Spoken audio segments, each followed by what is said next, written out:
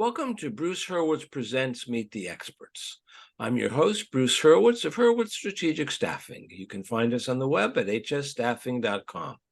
I hope you consider us for all your staffing, career counseling, and professional writing needs. In a moment, I will be joined by Ronald A. Lanzo, Sr. We will be discussing Networking Works, which is the title of his new book. Meet the Experts is sponsored by P&K CPAs. P&K is a full-service accounting firm. They provide accounting and consulting services to businesses ranging from startups to small and mid-cap companies to nonprofits, as well as high-net-worth individuals. Contact them today for a free consultation at info@pk-cpas.com or call them at 973-882-8810. They will be happy to be of service.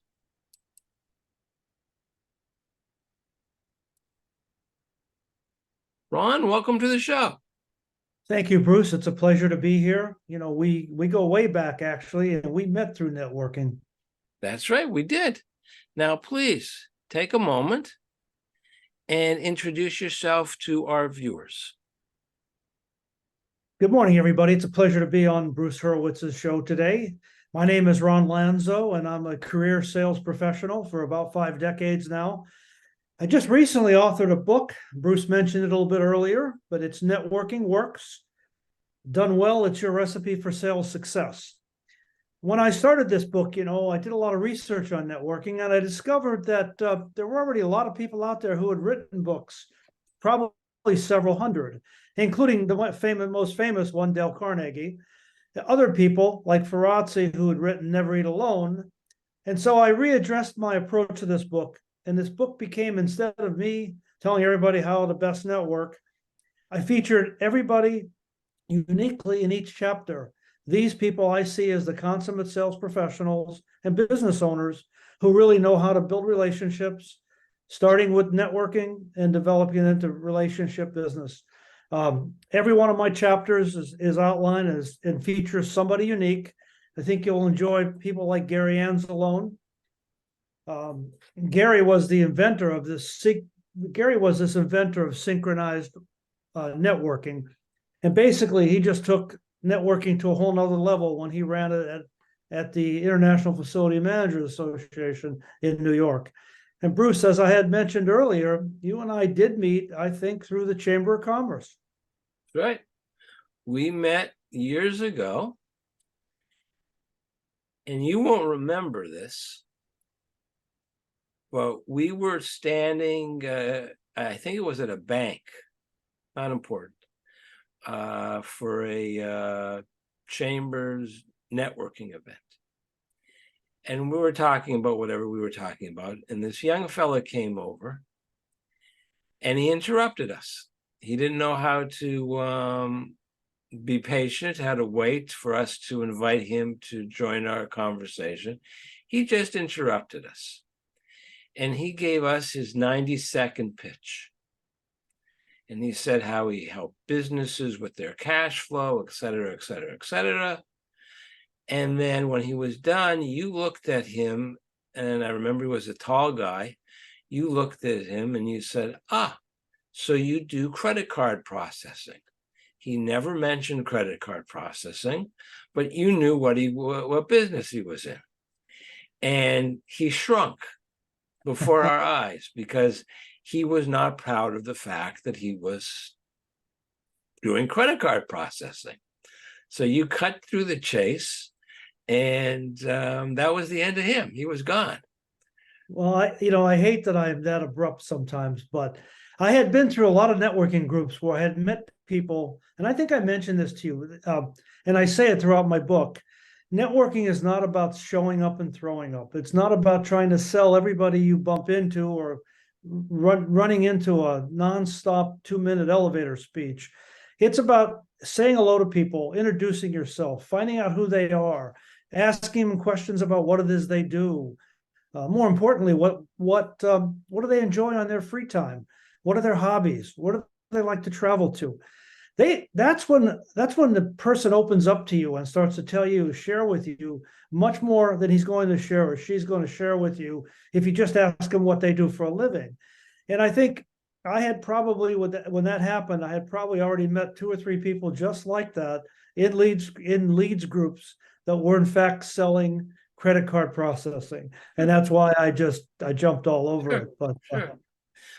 Now, it's funny. We met face to face. Nowadays, most networking is online. I get occasionally a text message that's networking, somebody reaching out. And of course, there are emails and social media. So how do you network today in the electronic age, especially since a lot of young people have no clue how to interact face to face with people because they have never done it before? you do bring up a good point, particularly for younger people. You and I are boomers, but younger people in particular are used to working off their phone. They're used to text messages. They are used to getting all their information from online. But I cover that in many chapters in my book. I actually there's 2 chapters where I deal with Alignable. Now, Alignable likes to say that they're not a networking group, that they're a business relationship development company. They also like to say that they're patterned closely after Match.com, which is a date site. There's not a day that goes by that I don't get 1, 2, or 3 emails from people at Alignable. And you're right, the vast majority of their networking is now taking place online via Zoom. There's one lady in particular, she's featured in my book, Susan Brook.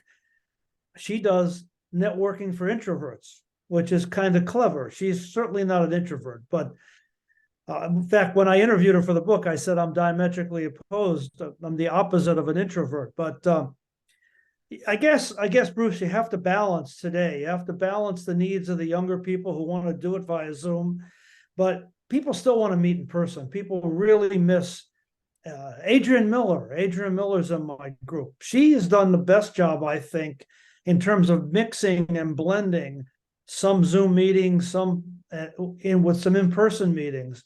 And she's done a very good job of leveraging those in-person meetings, those social events, if you will, on her LinkedIn site.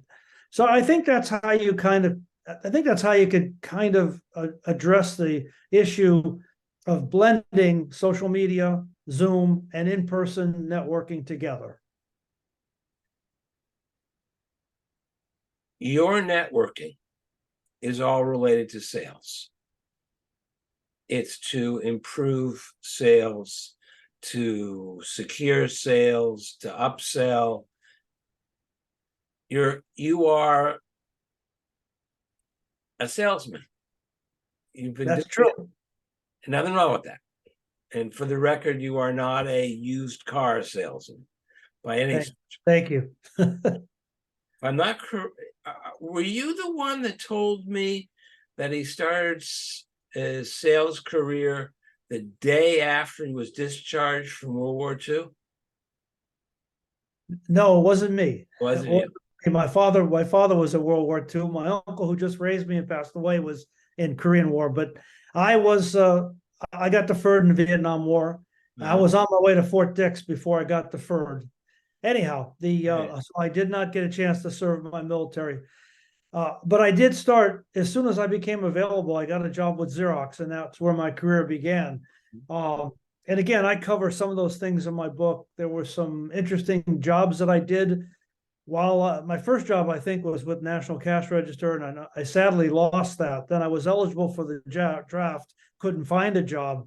I even did some hands-on selling. I sold vulcanized tires off the roof of my car.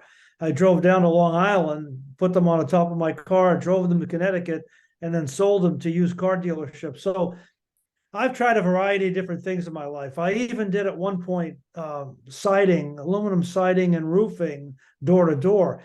You do stuff like that, and you learn a lot about selling. You learn a lot about people. upfront real quickly how difficult of a sale that is.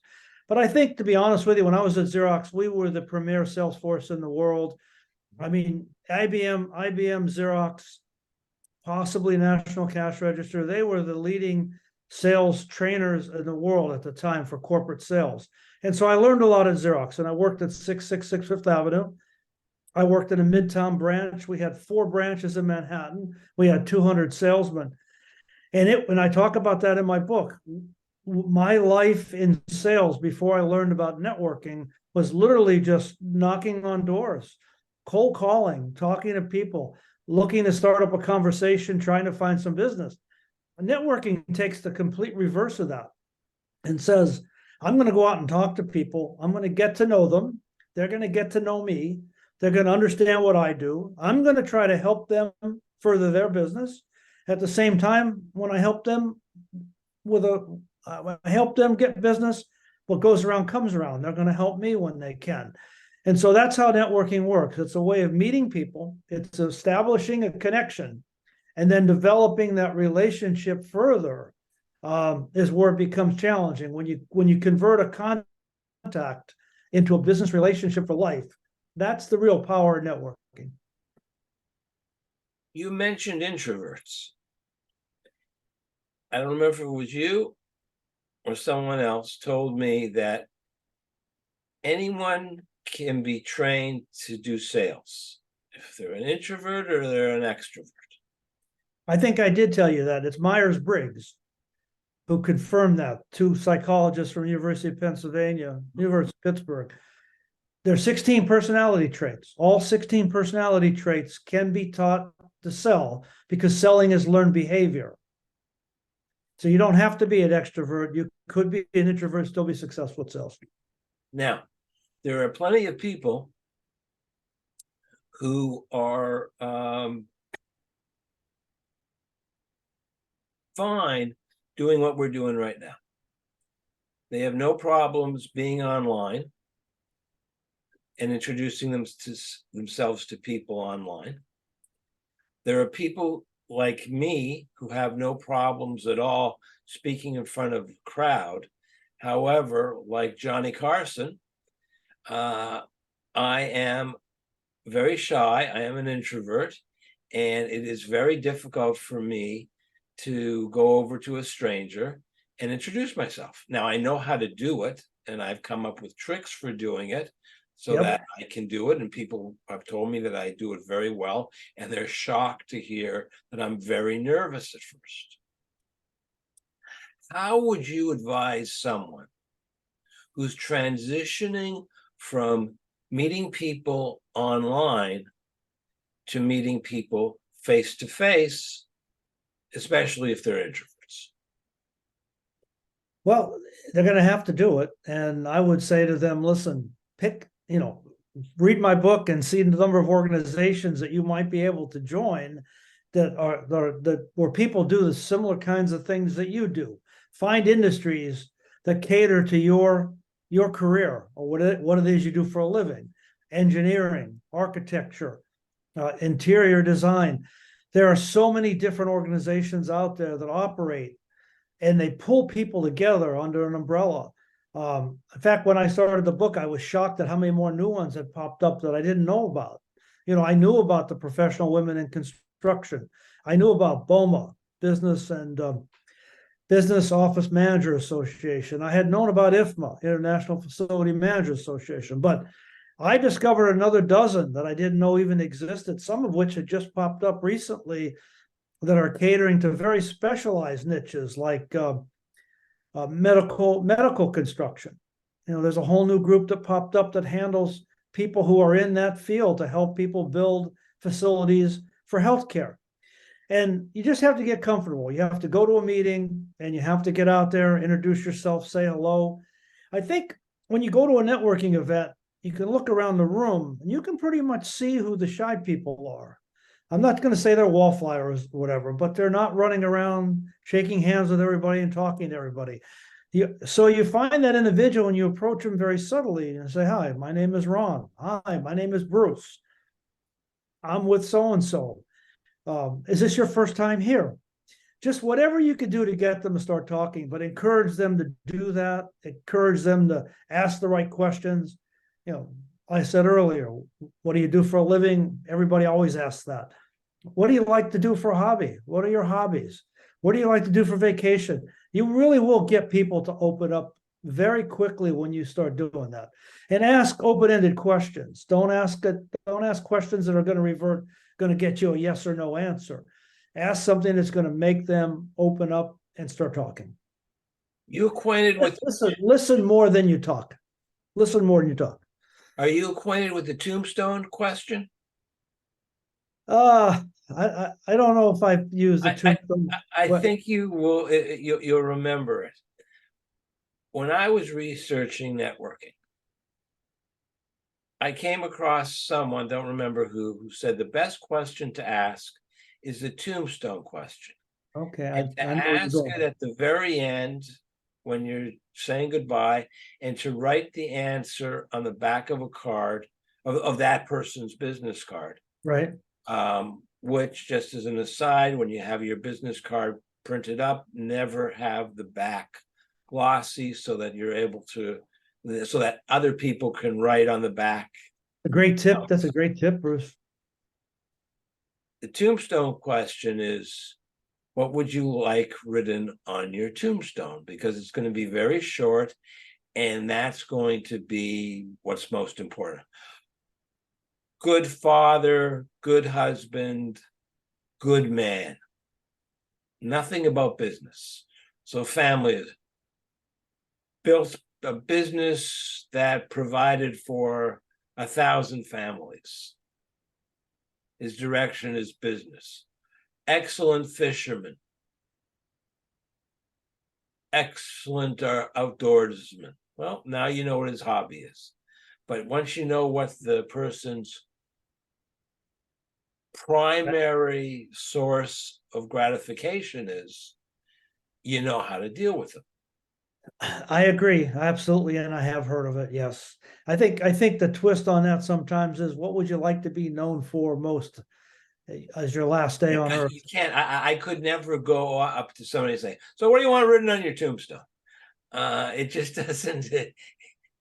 You know, I don't know whether you realize this or not, but you mentioned Johnny Carson. Yeah. All those guys, Johnny Carson, David Letterman, every one of those guys. I'm not sure about Jay Leno. They're actually all introverts. They're all very shy, and they're very uncomfortable in a large group meeting. They're showmen when the light goes on and it's their show. Here's Johnny. But you would never. But most of those guys are introverted. Well, comedians will say that the loneliest place in the world is on a stage when you tell a joke and you get no response. There is dead silence. There is no, and I don't know if you've ever told a joke and it has bombed, but I have done so, and it is really the loneliest place in the world. But because I spent hours watching on YouTube Johnny Carson, I know how to respond. And I you know, it's self-deprecating humor. It's not the end of the world. People appreciate it, and they move on. Which brings me to a question about, how do you get your personality across to the person who you are trying to get interested in you for business? Yeah, you know, that's a great question. And I think in my case, you know, I just the way I handle people, the way I talk to them, they see something in me immediately. He's energetic, he's enthusiastic, he loves what he's doing. You know, I convey all that in my presence, and I would say it's contagious. When they meet me, they see it, and my enthusiasm is contagious. I love what I was doing. All 5 decades that I spent in sales, I never went to work and hated work. There were times maybe initially where the boss was a little bit excessive micromanager and we clashed a little bit. But at the end of the day, and I give many of those bosses credit in my book for letting me be a lone wolf at times, let me do my own thing. But, you know, they all have my best interests at heart. But I never really went to work and hated my job. I love being in sales. I love getting out, meeting people. I love the thrill of the hunt. I love the chase. I love the close.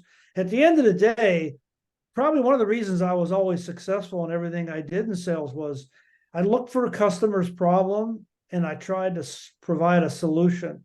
As long as I could provide a solution, I was either going to get the order or I was going to lose it based on price or some other reason. But most of the time, if you found out what the customer's concerns were, what their biggest issues and problems were, and you came up with a solution, you would get the deal. And that's what I loved about it. I loved having so many prospects in a funnel and then being able to close. I'll give you a great example.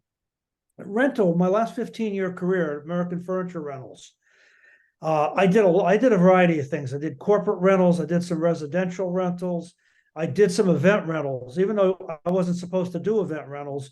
I did the U.S. Golf Association Open, and I bid 5 open tournaments, and I won 3 of them. And that's a 60% close rate. In my entire 5-decade career, I never batted more than 300. Ted Williams only batted 411. To bat 600, to close 3 out of 5 deals, to me was impressive. And, part of it was I understood what they wanted. I understood why we lost the other 2. One was location, one was excessive labor rate. I was familiar with the bidding process. I had a relationship with the customer. We had done an outstanding job the last 2 that we did. I wasn't going to lose the 3rd bid. And that taught me a lot about sales. That taught me about the importance of relationship building, about being able to perform, being able to do what you told them you were going to do and not make excuses. That's key to building long-term relationships.